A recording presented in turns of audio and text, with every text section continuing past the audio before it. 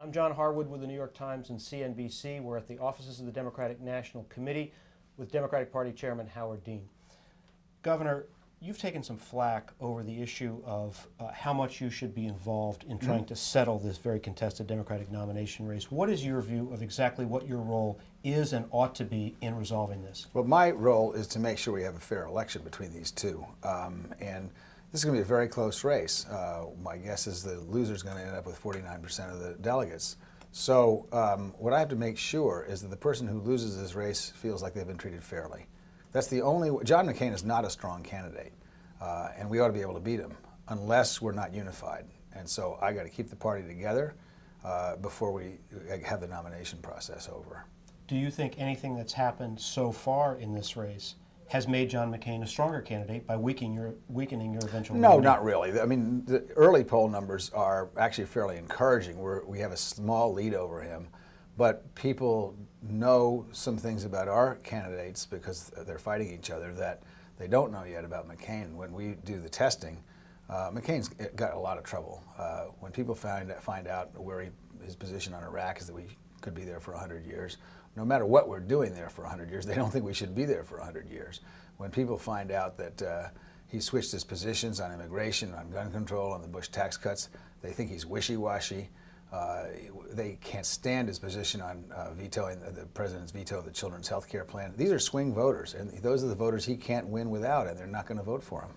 How confident are you that the superdelegates, who either one of these candidates is going to need to get over the finish line, will make a decision quickly after the primaries end in early June, and what will you do to make that happen? As you know, Governor Bredesen of Tennessee has talked about some sort of a conclave of superdelegates. Well, I know I can't make people do things that aren't in the rules, and the rules say that superdelegates can do what they want.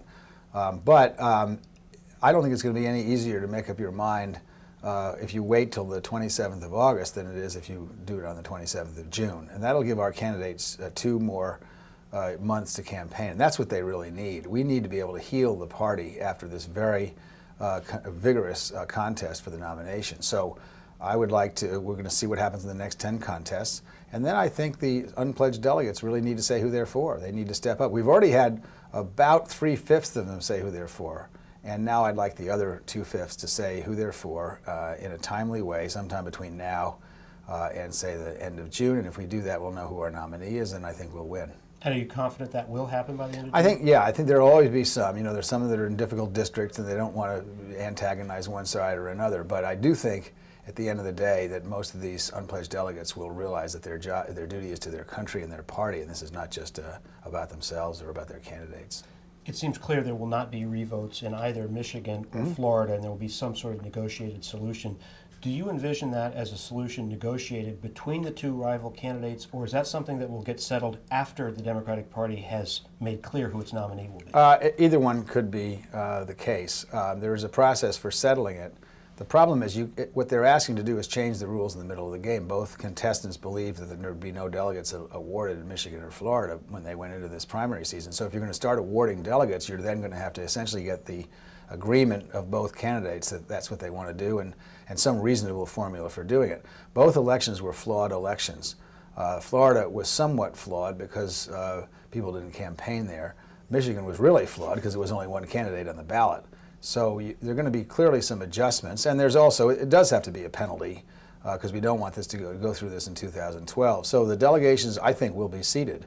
But the delegations aren't going to look exactly like the other delegations will. Would you prefer that it be done after the party has settled on a nominee? Look, I think I just want it to be done. I'd like to have a convention which includes a delegation from Michigan and a delegation from Florida, and it doesn't make a lot of difference to me whether the nominee is settled or not. I think it makes more sense once we know who the nominee is to do it because it'll be easier. But if that's not the case, then we'll have to do it before we know who the nominee is.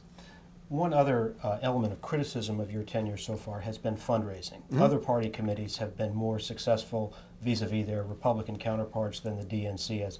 Why has that happened, and do you think that's a valid criticism of your tenure? I don't think it's a valid criticism. We've actually outraised the previous DNC by about 20% every single year, but we have an infrastructure. The other committees, the DNC, the DCCC and the DSCC, benefit from our infrastructure. They don't have to maintain any infrastructure other than the Washington folks they have. we have 170 people out in the states. We have voter files that we maintain. Those help our senators and our congressmen too. We went out and borrowed $5 million for Jim Webb's campaign last time. So we're sort of the piggy bank for the other two campaigns. I think it's good that they have a lot of cash on hand, but we did not have the kind of infrastructure you have to run a presidential campaign when I took over here. We do have that now. And I think when we have a nominee, we'll be able to raise money hand over fist. I thought it was much more important to have a strong infrastructure if I had to make a choice than a big wad of cash, because at the end of the day, without the infrastructure, you can't win the presidency. Now, let me ask you about that infrastructure.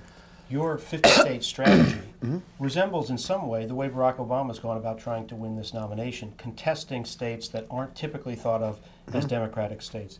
How do you respond to the criticism, and it's related to the criticism Hillary Clinton's made of Barack Obama, that competing in states like Idaho and Utah and maybe winning delegates in a nomination race may be fine, but there's absolutely no chance the Democrats anytime soon can compete in a general election in those places? Well, first of all, if you want to have a long-term strategy for governing the entire country, you've got to compete everywhere.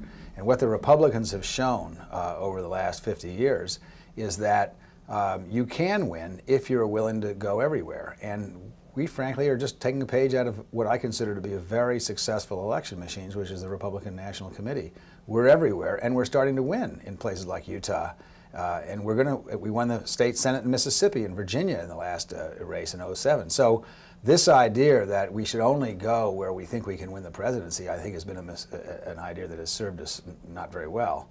So I don't think Utah will be on our swing state list, but Colorado and Nevada will be, and so will New Mexico. And so I'm not going to comment on a particular campaign's approach to things, but I think you've got to be everywhere, because not only are you trying to win the presidency, you need congressional seats and Senate seats and governorships, and we can win everywhere. And we're going to win a Senate seat, for example, in Alaska this time around. I think we might win a House seat too. Well, nobody thought that could happen 2 years ago.